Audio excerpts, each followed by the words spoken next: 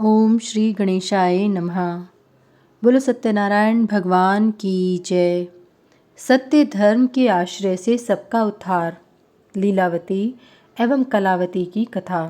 सूत जी ने कहा, ऋषियों, आध्यात्मिक, आधि दैविक तथा आधि भौतिक इन तीनों तापों को हरण करने वाले भगवान विष्णु के मंगलमय चरित्र को जो सुनते हैं वे सदा हरि के धाम में निवास करते हैं, किंतु जो भगवान का आश्रय ग्रहण नहीं करते उन्हें विस्मृत कर देते हैं, उन्हें कष्ट में नरक प्राप्त होता है। भगवान विष्णु की पत्नी का नाम कमला लक्ष्मी है। इनके 4 पुत्र हैं, धर्म, यज्ञ, राजा और चोर। ये सभी लक्ष्मी प्रिय हैं, अर्थात ये लक्ष्मी की इच्छा करते हैं। ब्राह्मणों और अतिथियों को जो दान दिया जाता है वह धर्म कहा जाता है। उसके लिए धन की आवश्यकता है। स्वाहा और स्वधा के द्वारा जो देव यज्ञ और पितृयज्ञ किया जाता है वह यज्ञ कहा जाता है। उसमें भी धन की अपेक्षा होती है। धर्म और यज्ञ की रक्षा करने वाला राजा कहलाता है, इसलिए राजा को भी लक्ष्मी धन की अपेक्षा रहती है। धर्म और यज्ञ को नष्ट करने वाला चोर कहलाता है, वह भी धन की इच्छा से चोरी करता है। इसलिए ये चारों किसी न किसी रूप में लक्ष्मी के किंकर हैं। परंतु जहाँ सत्य रहता है वहीं धर्म रहता है और वहीं लक्ष्मी भी स्थिर रूप में रहती हैं। वह वणिक सत्य धर्म से च्युत हो गया था। उसने सत्यनारायण का व्रत न कर प्रतिज्ञा भंग की थी, इसलिए राजा ने उस वणिक के घर से भी सारा धन हरण करवा लिया और घर में चोरी भी हो गई। बेचारी उसकी पत्नी लीलावती एवं पुत्री कलावती के साथ अपने वस्त्र, आभूषण तथा मकान बेचकर जैसे तैसे जीवन यापन करने लगी। एक दिन उसकी कन्या कलावती भूख से व्याकुल होकर किसी ब्राह्मण के घर गई और वहां उसने ब्राह्मण को भगवान सत्यनारायण की पूजा करते हुए देखा। जगन्नाथ सत्यदेव की प्रार्थना करते हुए देखकर उसने भी भगवान से प्रार्थना की, हे सत्यनारायण देव, मेरे पिता और पति यदि घर पर आ जाएंगे तो मैं भी आपकी पूजा करूंगी। उसकी बात सुनकर ब्राह्मणों ने कहा, ऐसा ही होगा। इस प्रकार ब्राह्मणों से आश्वासन युक्त आशीर्वाद प्राप्त कर वह अपने घर वापस आ गई। रात्रि में देर से लौटने के कारण माता ने उससे डांटते हुए पूछा कि बेटी, इतनी रात तक तुम कहाँ रही? इस पर उसने उसे प्रसाद देते हुए सत्यनारायण के पूजा वृतांत को बताया और कहा, माँ, मैंने वहाँ सुना कि भगवान सत्यनारायण कलयुग में प्रत्यक्ष फल देने वाले हैं। उनकी पूजा मनुष्यगण सदा करते हैं। माँ, मैं भी उनकी पूजा करना चाहती हूँ। तुम मुझे आज्ञा प्रदान करो। मेरे पिता और स्वामी अपने घर आ जाएं, यही मेरी कामना है। रात में ऐसा मन में निश्चय कर प्रातः वह कलावती शीलपाल नामक एक वणिक के घर पर धन प्राप्त करने की इच्छा से गई और उसने कहा, बंधो, थोड़ा धन दे जिससे मैं भगवान सत्यनारायण की पूजा कर सकूं। यह सुनकर शीलपाल ने उसे 5 अशर्फियाँ दी और कहा, कलावती, तुम्हारे पिता का कुछ ऋण शेष था, मैं उन्हें ही वापस कर रहा हूँ। इसे देकर आज मैं ऋण हो गया। यह कहकर शीलपाल गया तीर्थ में श्राद्ध करने चला गया। कन्या ने अपनी माँ लीलावती के साथ उस द्रव्य से कल्याणप्रद सत्यनारायण व्रत का श्रद्धा भक्ति से विधिपूर्वक अनुष्ठान किया। इससे सत्यनारायण भगवान संतुष्ट हो गए। उधर नर्मदा तटवासी राजा अपने राजमहल में सो रहा था। रात्रि के अंतिम प्रहर में ब्राह्मण वेशधारी भगवान सत्यनारायण ने स्वप्न में उससे कहा, राजन, तुम शीघ्र उठकर उन निर्दोष वणिकों को बंधन मुक्त कर दो। वे दोनों बिना अपराध के ही बंदी बना लिए गए हैं। यदि तुम ऐसा नहीं करोगे तो तुम्हारा कल्याण नहीं होगा।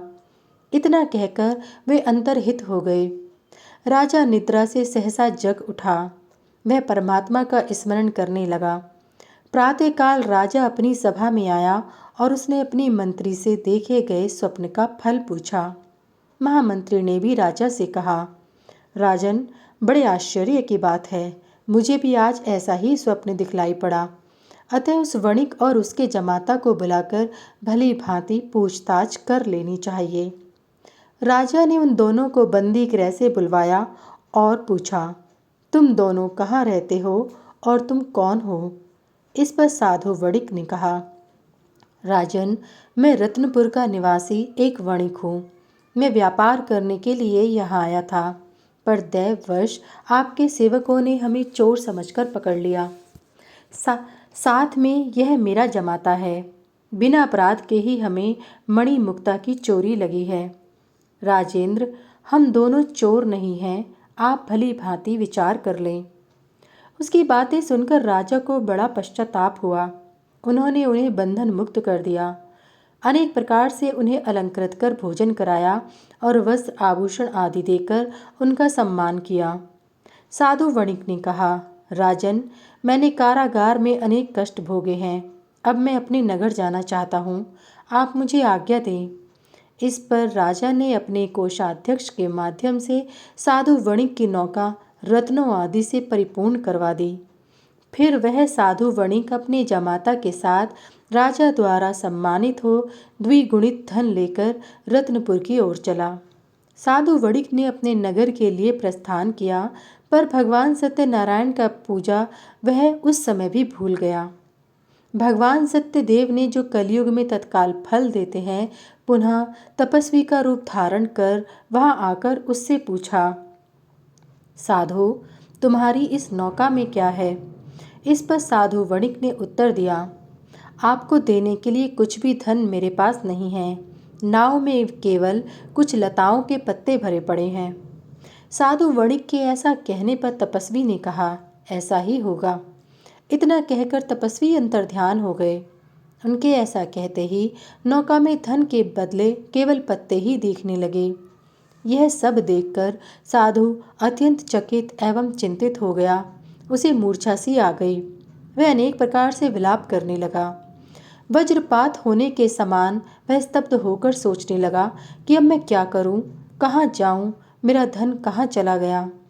जमाता के समझाने बुझाने पर इसे तपस्वी का शाप समझकर वह पुनः उसी तपस्वी की शरण में गया और गले में कपड़ा लपेटकर उन तपस्वी को प्रणाम कर कहा, महाभाग, आप कौन हैं? कोई गंधर्व हैं या देवता हैं अथवा साक्षात परमात्मा हैं? प्रभो, मैं आपकी महिमा को लेश मात्र भी नहीं जानता। आप मेरे अपराध को क्षमा कर दें और मेरी नौका के धन को पुनः पूर्ववत कर दें। इस पर तपस्वी रूप भगवान सत्यनारायण ने कहा कि तुमने चंद्रचूड़ राजा के सत्यनारायण के मंडप में संतति के प्राप्त होने पर भगवान सत्यदेव की पूजा करूँगा ऐसी प्रतिज्ञा की थी। तुम्हें कन्या प्राप्त हुई, उसका विवाह भी तुमने किया, व्यापार से धन भी प्राप्त किया, बंदी गृह से तुम मुक्त भी हो गए, पर तुमने भगवान सत्यनारायण की पूजा कभी नहीं की। इससे मिथ्या भाषण, प्रतिज्ञा लोप और देवता की अवज्ञा आदि अनेक दोष हुए। तुम भगवान का स्मरण तक भी नहीं करते। इसी कारण हे मूढ़, तुम कष्ट भोग रहे हो। सत्यनारायण भगवान सर्वव्यापी हैं, वे सभी फलों को देने वाले हैं। उनका अनादर कर तुम कैसे सुख प्राप्त कर सकते हो? तुम भगवान को याद करो, उनका स्मरण करो। इस पर साधु वणिक को भगवान सत्यनारायण का स्मरण हो आया और वह पश्चाताप करने लगा। उसके देखते ही देखते वहाँ वे तपस्वी भगवान सत्यनारायण रूप में परिवर्तित हो गए और तब वह उनकी इस प्रकार स्तुति करने लगा, सत्य स्वरूप सत्य संत सत्यनारायण भगवान हरि को नमस्कार है। जिस सत्य से जगत की प्रतिष्ठा है, उस सत्य स्वरूप आपको बार बार नमस्कार है। भगवान, आपकी माया से मोहित होने के कारण मनुष्य आपके स्वरूप को नहीं जान पाता और इस दुख रूपी संसार समुद्र को सुख मानकर उसी में लिप्त रहता है। धन के गर्व से मैं मूढ़ होकर मदांधकार से कर्तव्य और अकर्तव्य की दृष्टि से शून्य हो गया। मैं अपने कल्याण को भी नहीं समझ पा रहा हूँ। मेरे दौरात्म्य भाव के लिए आप मुझे क्षमा करें। हे तपोनिधे, आपको नमस्कार है। हे कृपा सागर, आप मुझे अपने चरणों का दास बना लें, जिससे मुझे आपके चरण कमलों का नित्य स्मरण होता रहे। इस प्रकार स्तुति कर उस साधु वणिक ने 1,00,000 मुद्रा से पुरोहित के द्वारा घर आकर सत्यनारायण की पूजा करने के लिए प्रतिज्ञा की। इस पर भगवान ने प्रसन्न होकर कहा, वत्स, तुम्हारी इच्छा पूर्ण होगी। तुम पुत्र पौत्र से समन्वित होकर श्रेष्ठ भोगों को भोग कर मेरे सत्यलोक को प्राप्त करोगे और मेरे साथ आनंद प्राप्त करोगे। यह कहकर भगवान सत्यनारायण अंतर्हित हो गए और साधु ने पुनः अपनी यात्रा प्रारंभ की। सत्यदेव भगवान से रक्षित हो वह साधु वणिक 1 सप्ताह में नगर के समीप पहुंच गया और उसने अपने आगमन का समाचार देने के लिए घर पर दूत भेजा। दूत ने घर आकर साधु वणिक की स्त्री लीलावती से कहा, जमाता के साथ सफल मनोरथ साधु वणिक आ रहे हैं। वह साध्वी लीलावती कन्या के साथ सत्यनारायण भगवान की पूजा कर रही थी। पति के आगमन को सुनकर उसने पूजा वहीं पर छोड़ दी और पूजा का शेष दायित्व अपनी पुत्री को सौंपकर वह शीघ्रता से नौका के समीप चली आई। इधर कलावती भी अपनी सखियों के साथ सत्यनारायण की जैसे तैसे पूजा समाप्त कर बिना प्रसाद लिए ही अपने पति को देखने के लिए उतावली हो नौका की ओर चली गई। भगवान सत्यनारायण के प्रसाद के अपमान से जामाता सहित साधु वणिक की नौका जल के मध्य अलक्षित हो गई। यह देखकर सभी दुख में निमग्न हो गए। साधु वणिक भी मूर्छित हो गया। कलावती भी यह देखकर मूर्छित हो पृथ्वी पर गिर पड़ी और उसका सारा शरीर आंसुओं से भीग गया। वह हवा के वेग से हिलते हुए केले के पत्ते के समान कांपने लगी। हा नाथ, हा कांत कहकर विलाप करने लगी और कहने लगी, हे विधाता, आपने मुझे पति से वियुक्त कर मेरी आशा तोड़ दी। पति के बिना स्त्री का जीवन अधूरा एवं निष्फल है। कलावती आर्त स्वर में भगवान सत्यनारायण से बोली, हे सत्य सिंधो, हे भगवान सत्यनारायण, मैं अपने पति के वियोग में जल में डूबने वाली हूँ। आप मेरे अपराधों को क्षमा करें। पति को प्रकट कर मेरे प्राणों की रक्षा करें।